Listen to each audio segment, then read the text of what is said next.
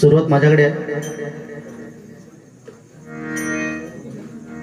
भजनाची सुरुवात भजन या रूपाने करूया. कारण ज्या कामासाठी आम्हाला बोलवलंय ते भगवंताचं नामस्मरण करता करता तुम्हा सर्व रसिक मायबापांचं मनोरंजन आणि काही चांगल्या गोष्टी सांगण्याचा प्रयत्न आम्ही दोन्ही बुवा या ठिकाणी करणार आहोत. गेल्या वर्षी सुद्धा या स्थानावरती आमची बारी झाली. उत्कृष्ट असा हा परिसर, एका जोरदार टाळ्या ह्या मंडळासाठी वाजव. अतिशय उत्कृष्ट नियोजन आणि मला सार्थ अभिमान आहे की माझे सगळे हे ज्ञाती बांधव मिळून एवढा मोठा कार्यक्रम करतायत. माझ्या मते आपल्या रत्नागिरीतील हा मोठा कार्यक्रम आहे असं म्हटलं तरी वावगं ठरणार नाही, हरकत नाही. सुरुवात माझ्याकडे आहे व खूप लांबून दिलेले आहे भजनाची सुरुवात. कारण व खूप सिनियर आहेत माझ्यापेक्षा. मी भजन शिकत पण नव्हतो, बघत होतो फक्त भजन. तेव्हा मी बुवांच्या भजनं बघितलेली, त्याच्यामुळे बुवांचा मान राखूनच डबल वारी करणार. 100% मजा पण करणार, पण बुवांचा मान राखून. पण मान तेवढाच राखणार जिथपर्यंत आपल्याला मान भेटला. हे फक्त बोलणं आहे, हरकत नाही. भजनाची सुरुवात भजन या रूपाने करूया.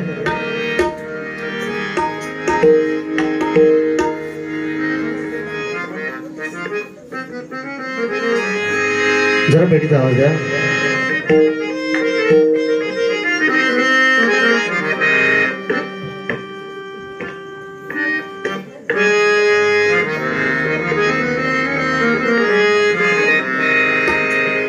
त्याचप्रमाणे या ठिकाणी अनेक नामवंत कलाकार उपस्थित आहेत. त्यामध्ये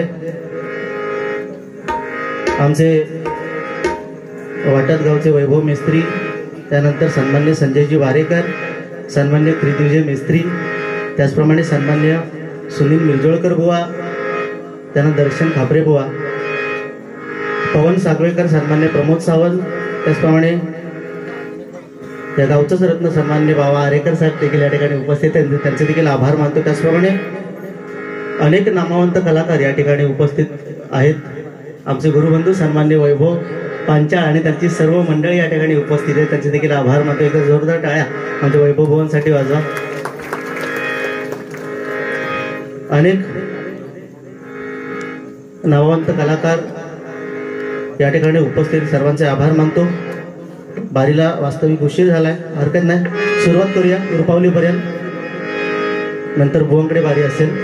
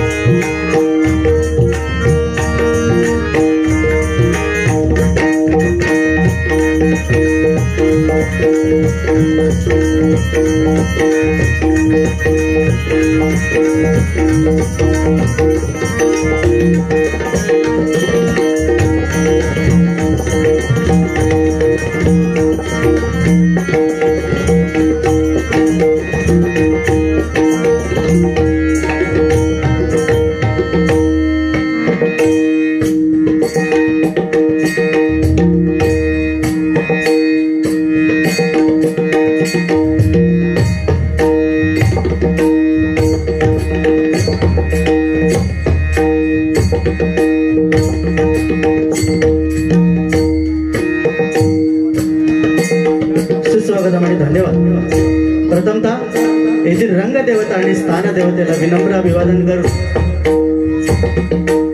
छत्रपती शिवाजी महाराजांच्या पदस्पर्शाने पावन झालेल्या या कोकणातील निसर्गरम्य अशा धामणसे या गावी प्रतिवर्षाप्रमाणे याही वर्षी अमर प्रकाश नवरात्र उत्सव मंडळ धामणसे पांचाळवाडी या ठिकाणी नवरात्र उत्सव अगदी आनंदात साजरा होतोय आणि त्यानिमित्त या ठिकाणी आई माऊलीची सेवा या दुर्गा मातेची सेवा म्हणून या ठिकाणी भजनाच्या संगीत सामना आयोजित करण्यात आलेला आहे। त्यामध्ये आम्हा 2 बुवांची या ठिकाणी निवड करण्यात आलेली आहे। त्यामध्ये मी स्वतः साई प्रसादी भजन मंडळ कोणगुस कडेवटा तालुका संगमेश्वर जिल्हा रत्नागिरी मी स्वतः बुवा गौरव अशोक पांचाळ मला या ठिकाणी पकवाज साथ करतायत। ते सुप्रसिद्ध पकवाज वादक ऋषिकेश मेस्त्री त्याचप्रमाणे मला तबला साथ करतायत ते सुप्रसिद्ध तबला वादक प्रदीपजी साटले त्याचप्रमाणे माझी सर्व मंडळी त्याचप्रमाणे मला आज जोडीला लागलेले बुवा सन्माननीय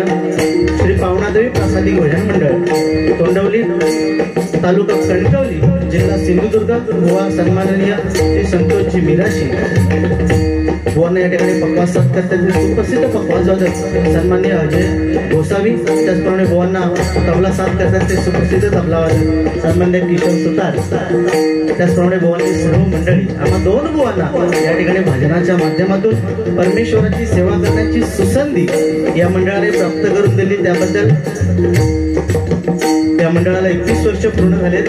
या मंडळाचे वाडी प्रमुख सन्माननीय नथुरामजी पांचाळ त्याचप्रमाणे संस्थापक श्री नथुराम गंगाधर पांचाळ मामा पांचाळ त्याचप्रमाणे अध्यक्ष सन्माननीय अशोक ए पांचाळ त्याचप्रमाणे वारशेवाडी प्रमुख श्री यशवंत वारशे त्याचप्रमाणे सन्माननीय वैभव मिस्त्री वैभव पांचाळ बुवा त्याचप्रमाणे संजय वारेकर दर्शन खापरे बुवा सुनील मिरजोळकर पवन सागवेकर प्रमोद सावंत बावा आरेकर या सर्वांचे आभार मानतो। त्याचप्रमाणे आमचा आवाज तुमच्यापर्यंत पोहोचवण्याचे आज जे काम करते सुप्रसिद्ध आमचे मित्र सुप्रसिद्ध ज्यांचं या पंचक्रोशीत नव्हे संपूर्ण रत्नागिरी जिल्ह्यामध्ये ज्यांचं नाव आहे ते सन्मान्य पंकज घाणेकर यांचा जोरदार टाळ्या त्यांच्यासाठी वाजवा।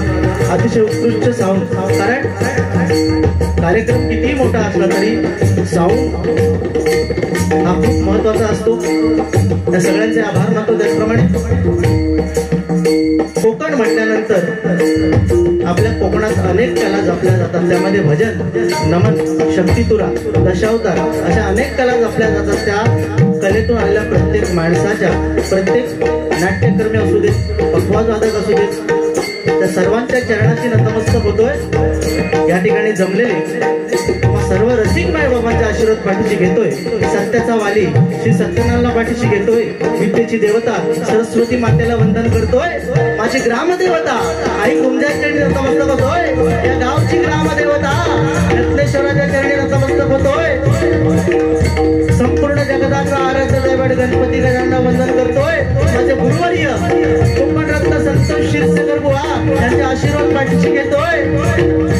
भजनातील पंचायतने त्यांनी भजन कसं करावं हे आम्हाला शिकवलं ते कोकण कलाभूषण चंद्रकांत कदम बुवा भजन महर्षी परशुराम पांचाळ बुवा संगीत रत्न विलास पाटील बुवा चिंतामणी पांचाळ बुवा वामन खोपकर बुवा काशीराम परब बुवा या सर्व पंचरत्नांच्या चरणाची नतमस्तक होतोय। धर्म कसा जपला पाहिजे हे ज्याने आम्हाला शिकवलं ते हिंदू धर्मरक्षक छत्रपती संभाजी महाराजांना मानाचा मुजरा करतोय आणि परस्त्री माते समान मानणाऱ्या छत्रपती शिवाजी महाराजांना मानाचा मुजरा करून हरिनामाला सुरुवात करतोय। जय हिंद जय महाराष्ट्र जय हिंद जय महाराष्ट्र जय हिंद जय महाराष्ट्र जय हिंद जय महाराष्ट्र। धन्यवाद धन्यवाद धन्यवाद धन्यवाद धन्यवाद धन्यवाद। पावसाचं जरी वातावरण असलं तरी बऱ्यापैकी या ठिकाणी गर्दी पब्लिक म्हणता येईल। एक वेळ गर्दी नसली चालेल पण गर्दी आणि मंडळी आम्हा दोन्ही बुवांना फक्त एवढंच हवंय तुमच्या चेहऱ्यावरचं हसणं आणि तुमच्या टाळ्या बाकी आम्हाला काही नको आहे। फक्त जाताना पाकिट तेवढा द्या। हा बाकी उत्कृष्ट नियोजन असावं तर असं आणि पूर्वीपासून म्हणजे गेल्या वर्षी सुद्धा आम्ही बघितलं दुसऱ्या दिवशी महाप्रसाद होता तरी पण 5 वाजेपर्यंत बारी इथे तिरंगी चालली म्हणजे केवढं मोठं भजनाचे प्रेमी लोक आहेत बुवा खरोखर सलाम या लोकांना करावा। तेवढा कमी आहे. कारण आता सध्याची 2020 बारी म्हटली की फक्त बुवाकडे बघून एकमेकाची उडवायची, एवढीच 2020 बारी राहिलेली आहे. त्याच्यामुळे आज थोडंसं भान राखून, भान म्हणजे आपलं भान कधी सुटतच नाही. पहिली गोष्ट भान राखून म्हणजे काय, समोरचे बुवा कोण आहेत याचा भान राखून आपण बोलणं सुद्धा गरजेचं, हरकत नाही. आज साऊंडवाल्यांसाठी एकदम जोरदार टाळ्या वाजवा. खरोखर अतिशय उत्कृष्ट साऊंड. कारण मंडळी कसं आहे मंडळी, या ठिकाणी महिला वर्ग पण भरपूर उपस्थित आहे. तुम्हा सर्वांच्या चरणाची नतमस्तक होतोय. कारण सध्या भजनाला महिला मंडळ कमी येतात.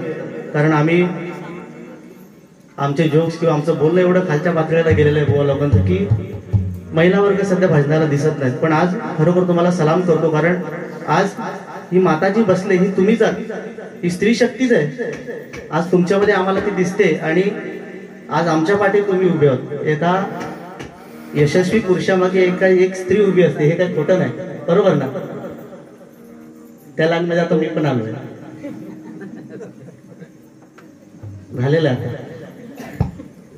म्हणजे आधीच सांगितलेलं बरं तुम्हाला. त्याच्यामुळे भजनाची सुरुवात याचा साऊंडवाल्यांचं कारण कसं आहे मंडळी, साऊंडवाला असा माणूस आहे की एखादा जर डॉक्टर आपल्या गावात असला, डॉक्टर कुठे असला गावात, तर तो काय विचार करतो माहिती डॉक्टर की गावातला माणूस कोणतरी आजारी पडू दे, माझ्याकडे येऊ दे, माझा धंदा होणार, मला पैसे भेटणार. एखादा वकील असला तर काय म्हणणार, नवरा बायकोची भांडणं होऊ देत, दोघांची भांडणं झाली की माझ्याकडे केस येणार, माझा धंदा होणार. पण बिचारा साऊंडवाला एकमेव असा माणूस असतो, तो काय विचार करतो की कोणाच्या तरी घरी शुभ कार्य होऊ दे, माझा स्पीकर तिथे लागू दे. म्हणून एकदा जोरदार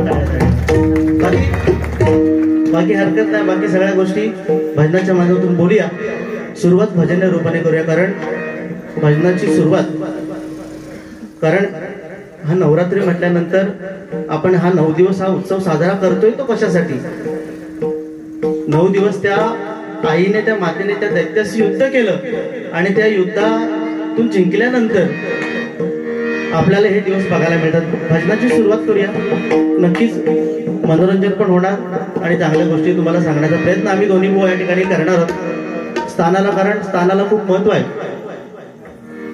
सुरुवात करूया भजनाची.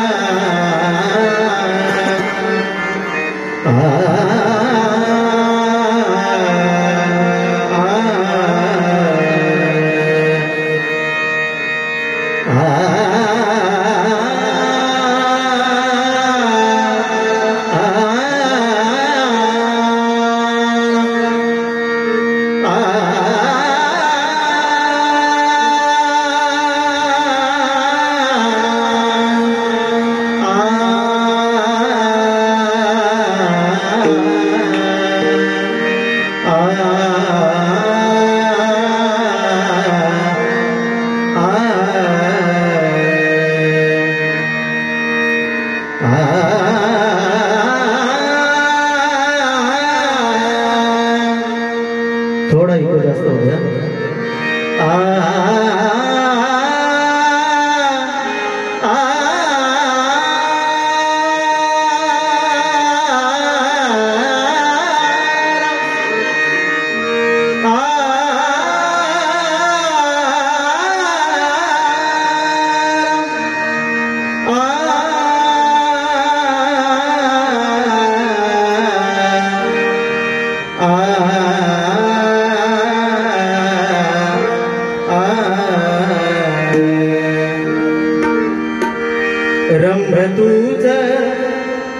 यश कीर्तीचा जीवनी गणेशा ब्रह्मदूत यश कीर्तीचा जीवनी गणेशा दुःख तिमिर गाठून येता दुःख तिमिर गाठून येता तूच किरण आशा दुःख तिमिर गाठून येता तूच किरण आशा तूच मूर्त मांगल्याची तूच मूर्त मांगल्याची जपावी उरी सगुण रूप लावी देवा एकदा तरी सगुण रूप लावी देवा एकदा तरी सगुण रूप लावी देवा एकदा तरी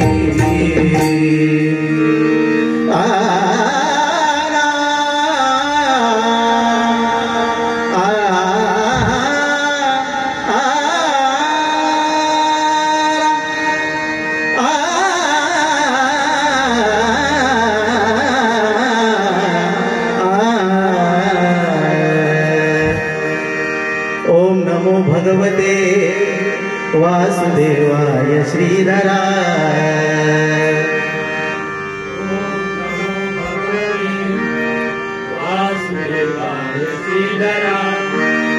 ओम नमो भगवते वासुदेवाय श्रीधरा ओम नमो भगवते मंडळीचा प्रसन्न होऊनी करी पावन व्यापामरा प्रसन्न होऊनी करी पावन व्यापार प्रसन्न होऊनी करी पावन व्यापामरा प्रसन्न होऊनी करी पावन व्यापार बम बम मुखी बोलती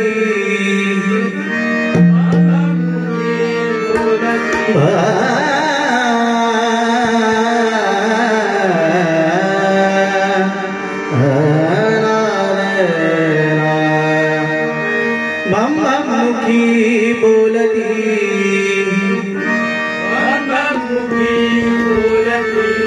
तैसेची नाद गरजती नंदीवर बैसुनी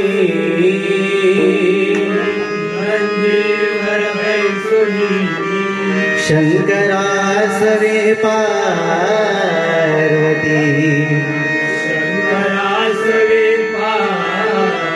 शंकरासवे पार्वती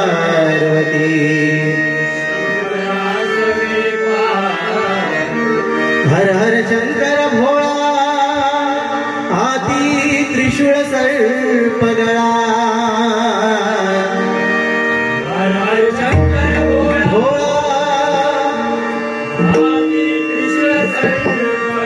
नीलकंठ शोभे ढवळा लागो मला त्याचा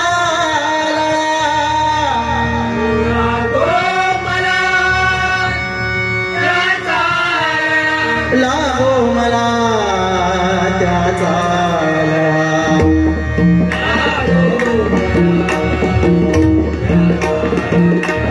दादा मंडळी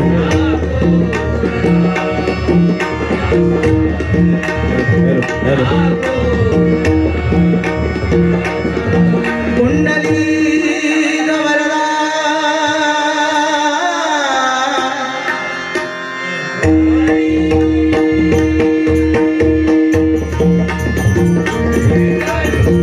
श्री श्री श्री श्री ज्ञान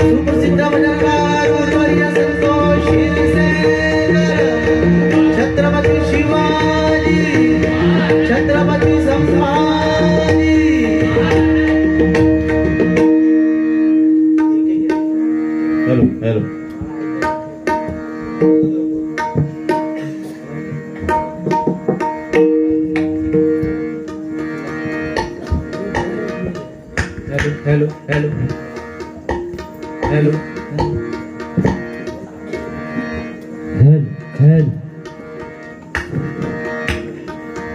हॅलो हॅलो या ठिकाणी आमचे मित्र सन्माननीय पिंटाजी देसाई आणि सन्माननीय मंदारजी देसाई उपस्थित आहेत, त्यांचे आभार मानतो.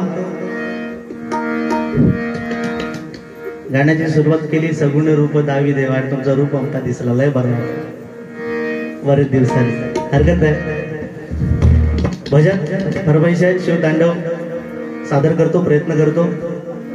सततच्या भाऱ्या चालू आहे. शिवशंकरांचं हे भजन आहे आणि या भजनाच्या माध्यमातून बरेचसे हॅलो हॅलो युट्यूब वरती हे व्हिडिओ गेलेले आहेत. प्रयत्न करतो, कारण शिवशंकर म्हटल्यानंतर ब्रह्मा विष्णू आणि महेश, ब्रह्मा विष्णू आणि महेश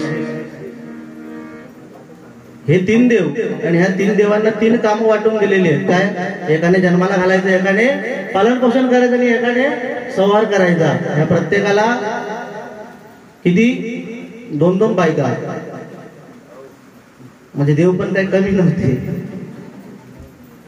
प्रत्येकात 2-2 बायका. पण असू दे, आता एक गावताना मुश्किल आहे.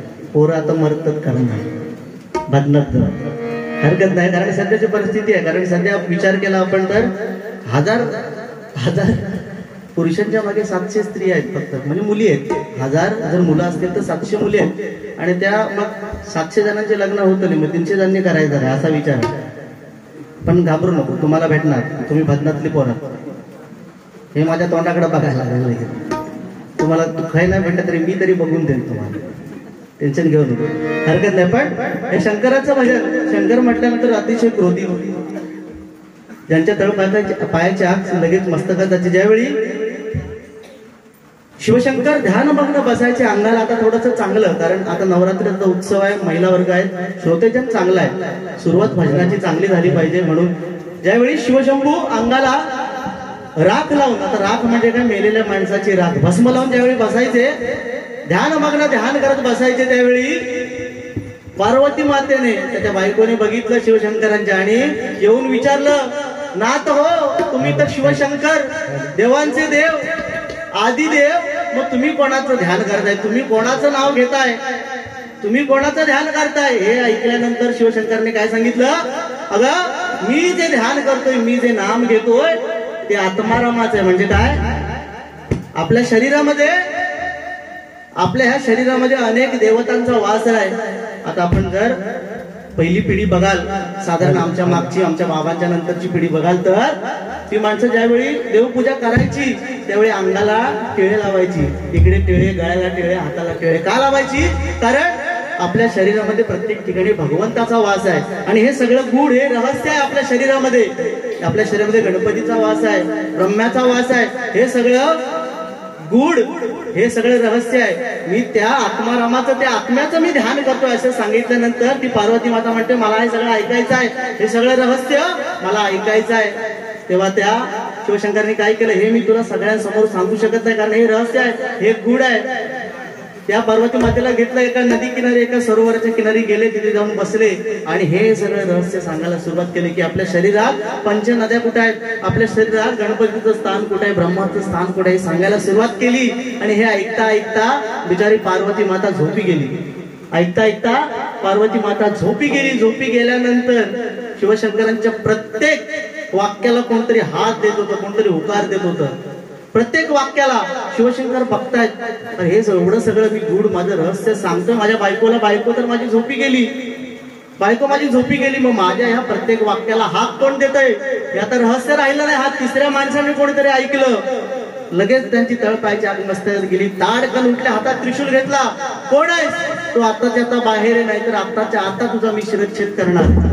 कारण हे सगळं रहस्य होतं, ते मी माझ्या बायकोला सांगत होतो. ते आता रहस्य राहिलं नाही, तू ऐकलंस. तेव्हा ज्या सरोवराच्या, ज्या नदीच्या किनारी शिवशंकर हे सगळं सांगत होते, त्या नदीतून एक आवाज आला, नाथ हो, मी देखील तुमचा एक शिष्य आहे. या जन्मात नाही, पण पुढच्या जन्मी मी तुमच्याकडे भिक्षा मागायला येणार आहे. ते म्हणजे कोण? मच्छिंद्रनाथ आपण अवतार जो म्हणतो, मच्छिंद्रनाथांचा जो अवतार आहे ते पुढच्या जन्मात येऊन त्यांनी शिवशंकरांकडून भिक्षा घेतली. सांगण्याचे तात्पर्य एवढंच, हे स्थान आणि या स्थानाला शोभेल अशी बाली करणं खूप गरजेचं आहे. कारण सुरुवात माझ्याकडे. आता 2020 काल इंडिया जिंकलेली आहे, हँडशेक केलेलं नाही, तसं आम्ही पण हँडशेक अजून केलेलं नाही. हँडशेक अजून झालेलं नाही आमचं. त्याच्यामुळे आता इंडिया तर जिंकली आणि ही बारी आता आमची दोघांची आहे. कारण कसं आहे, बुवा लांबसून इले, वास्तविक बुवाने सुरुवात करायला हवी होती बारीची, कारण पाहुणे आहेत आपले. मी त्यांच्याकडचं पाहुणे आहेत, ते माझे पाहुणे आहेत, बरोबर ना? लक्षात येलं नव्हते. ते फक्त हसतात, पण तुमका माहित नाही माणूस कसं. आग आती आग, जुना म्हणतात ना, जुना त्यातलं विषय. हरकत नाही, बघूया, हरकत नाही. भजनाची सुरुवात करूया. कारण बुवा सुद्धा सुंदर आहेत आणि बुवाने आल्याला सांगितलं. आणि बारी करणं भजन म्हणजे एकमेकाला मान सन्मान देऊन करणं म्हणजे भजन आहे. एकमेकाला उगाच काहीतरी टिंगल टवाळ करून बोलणं म्हणजे भजन आहे. पण प्रत्येक जणाला कसं असतं मंडळी, प्रत्येक माणसाला परमेश्वर प्रत्येकाला तोंड असतं, प्रत्येकाला बोलण्याची संधी असते. पण कसं आहे, माणूस जेव्हा जन्माला येतो तेव्हा माणसाला बोलायला साधारण 1.5-2 वर्ष जातं. पण काय बोललं पाहिजे हे शिकण्यासाठी त्यांचं संपूर्ण आयुष्य निघून. त्याच्यामुळे सुरुवात भजनाची करूया.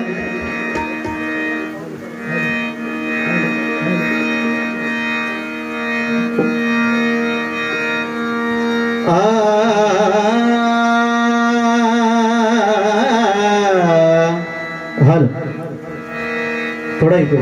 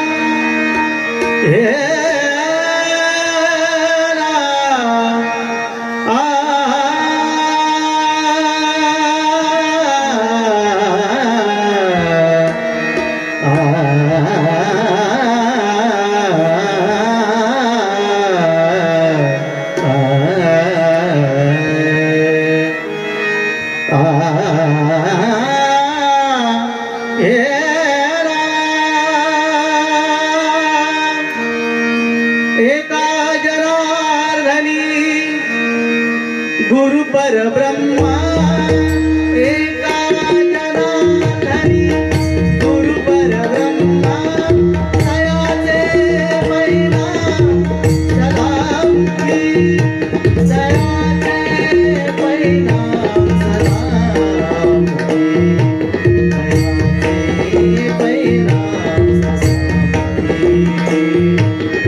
सदामुखी.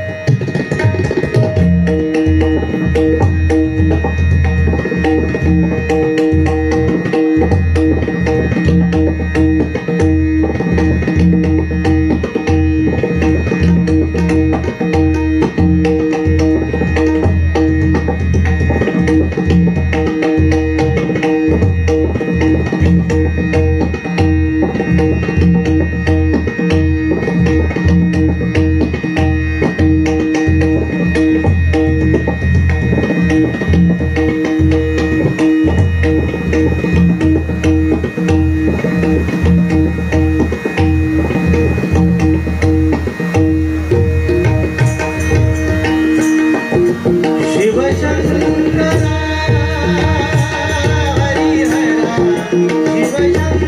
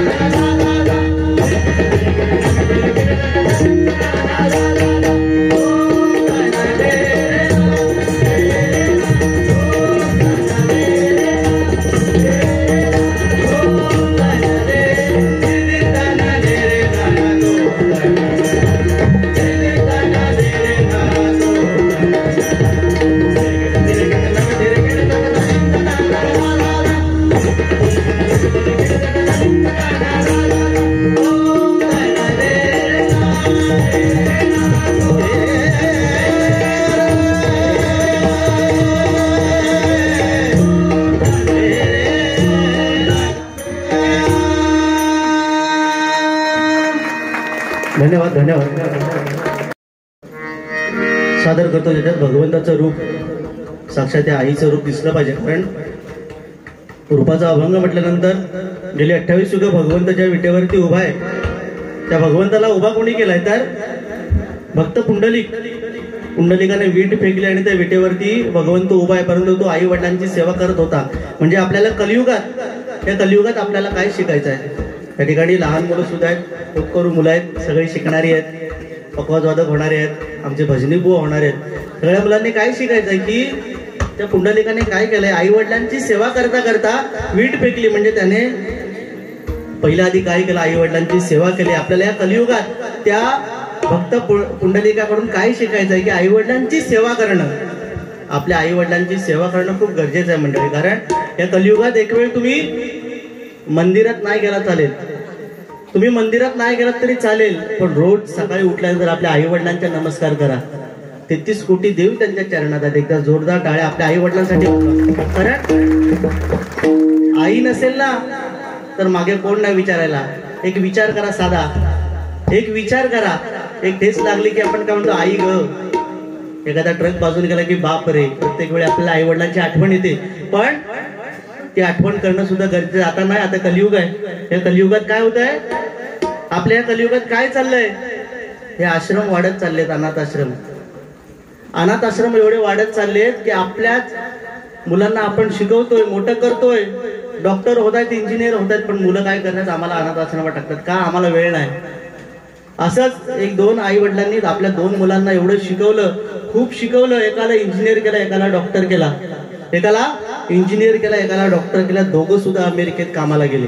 इकडे आई वडील दोघं शेती करत होते. लक्षात घ्या, ज्यावेळी आई मरण पावली, त्या दोघांची आई या गावाला मरण पावली, त्यावेळी त्या बापाने फोन केला की अरे, त्या लहान मुलाला फोन केला, अरे तुमची आई वारले, तुमची आई ऑफ झाले, तेव्हा तुम्ही ताबडतोब निघून या. त्या मुलाने काय केलं, आपल्या मोठ्या दादाला सांगितलं, जो डॉक्टर आहे, की दादा, बाबांचा फोन आला होता की आपल्या गावाला आपल्या आईला देवाज्ञा झाली, आई मरण पावले, आपल्या दोघांना बोलवलंय. तेव्हा त्या मोठ्या भावाने काय उत्तर दिलं असेल, अरे ह्या कामामुळे मला वेळ नाहीये. आईच्या वेळी तुझा, बापाच्या वेळी म्हणता मी जाईल. ही सध्याची परिस्थिती आहे. म्हणजे हे हसण्याची गोष्ट आहे, पण ही आपली हिंदू संस्कृती 100% नसणार आहे. आपल्या हिंदू संस्कृतीत आपण आई वडिलांना देव मानणारे आपण लोक आहेत. एकदा जोरदार टाळ्या आपल्या आई वडिलांना. कारण वाली तिन्ही जगाचा आई विना भिकारी आहे हो. आज स्त्री शक्ती एवढी मोठी. आता तुम्ही एवढ्या संख्येने या ठिकाणी बसल्या, सरकार पण तुमच्या पाठीशी एवढं उभं आहे. सरकार देखील या महिलांच्या पाठी एवढं उभं आहे. सरकारने किती स्कीम महिलांसाठी काढले, आमच्यासाठी काय नाही. आम्ही मरतो रातभर भजन करतो. साधा विचार करा, पूर्वीच्या काळात जेव्हा महिला एकत्र यायच्या, कुठे पूजा असेल, वाडीत काय कार्यक्रम असेल, महिला एकत्र आल्या की त्यांची विचारपूस काय असायची साधारण, की अगं तुझा मुलगा कसा आहे, कितवीत गेला, की कुठे शिकतोय, आता काय करतोय. पण आता ते राहिले नाही. आता काय राहिलंय, गो तुझं मागचा महिना तो 1500 हप्तो लोक आहे. आणि त्याचा ताप आम्हाला, कारण मेसेज आमच्यावर येतो. एवढ्या स्कीम चांगल्या चांगल्या महिलांसाठी आहेत. साध्या आता तुम्ही एसटीतून इथून जाकातीमध्ये गेला तरी तुम्हाला हाफ तिकीट महिलांसाठी. आम्हाला काय नाही.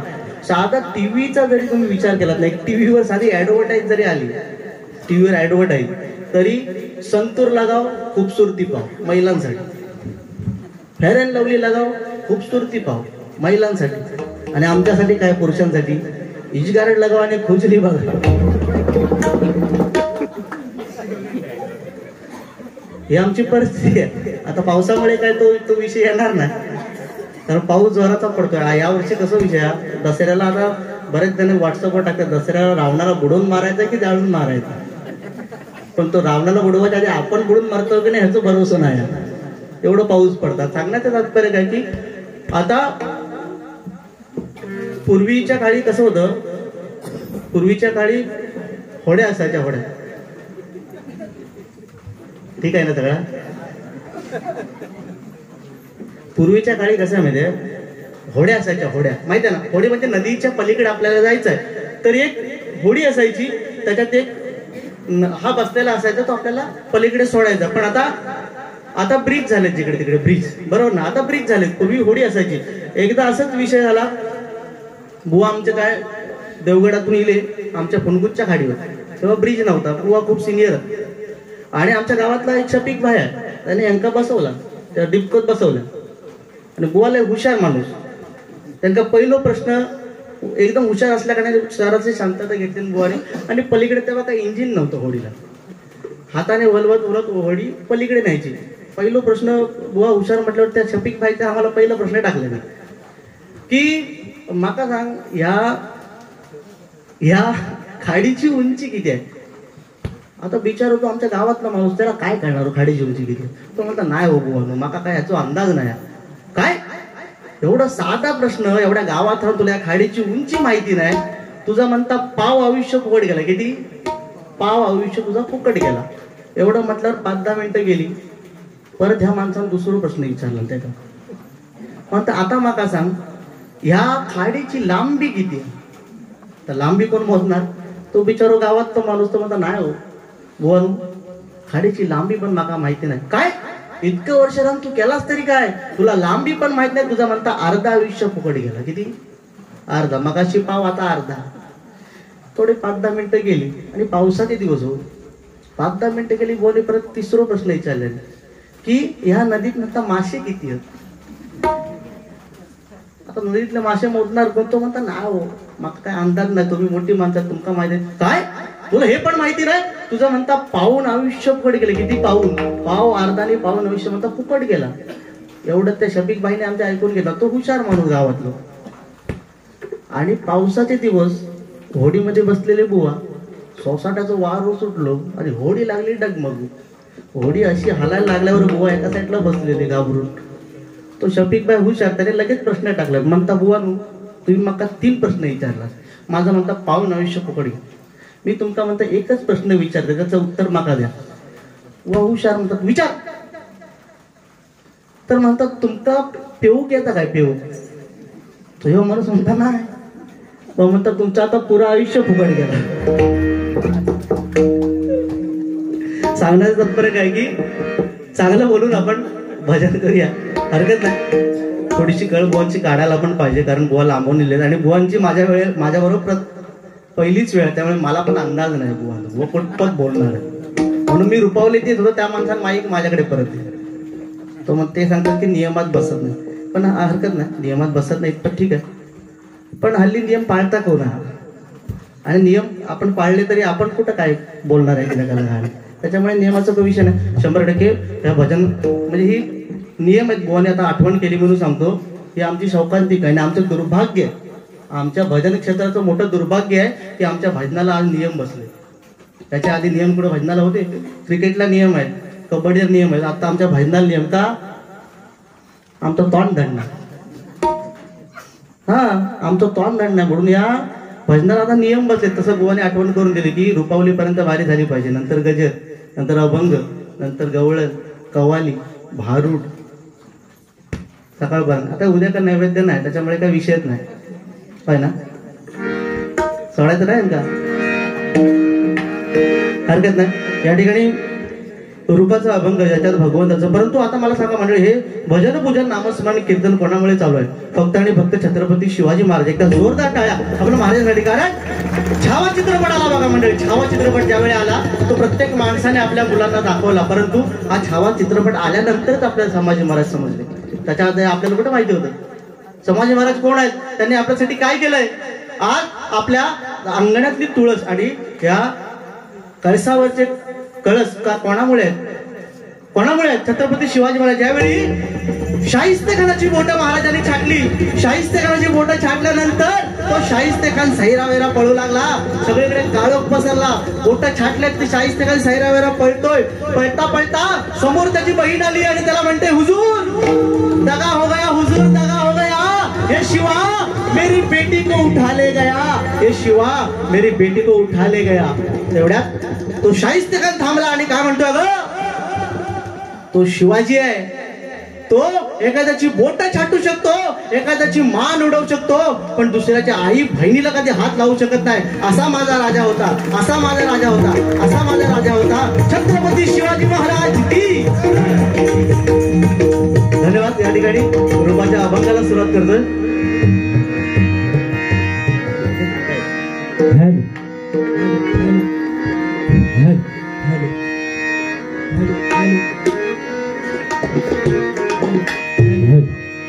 मॉनिटरला हॅलो हॅलो हॅलो हॅलो मंडळीचा येतो मॉनिटर त्यांना हॅलो हॅलो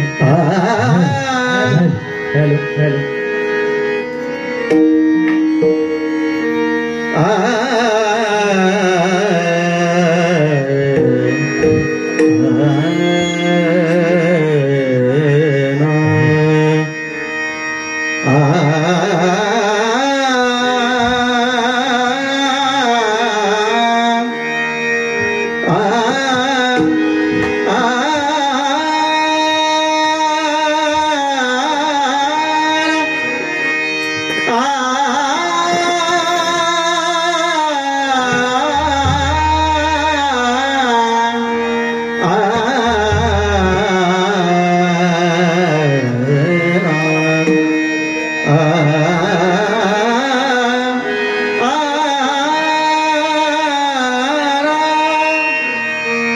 साधनी ब मबनी ब मब गमरे जनी सधनी मबधनी रे रे रे प गमरे जनी सधनी रे सा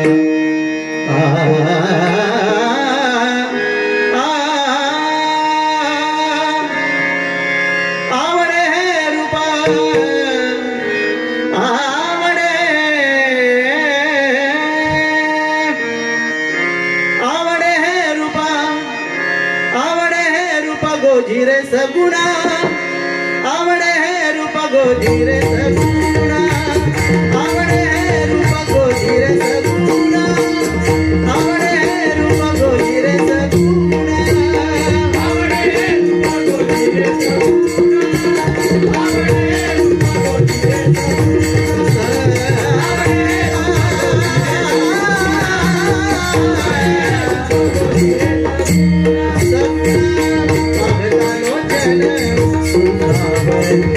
पाहता लोचन